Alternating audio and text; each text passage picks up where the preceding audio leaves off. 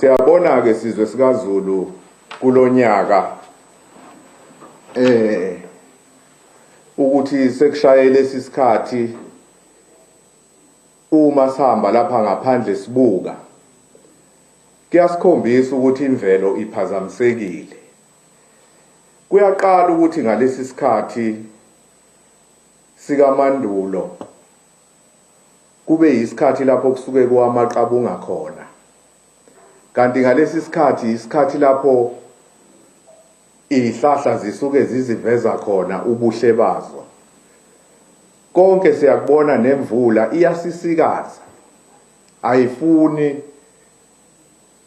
ukukhuleka, okukhombisayo ukuthi imvelo siyiphazamisile siyisizwe sakwaZulu noma siyisizwe emhlabeni.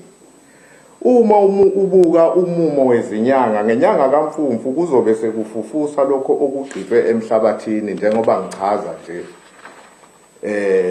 ukuthi sibona ngalesi sikhathi kuwamaqabunga izihlahla zingakhombisi ukujabula, okukhombisayo ukuthi khona lapho imvelo esiyiphazamise khona.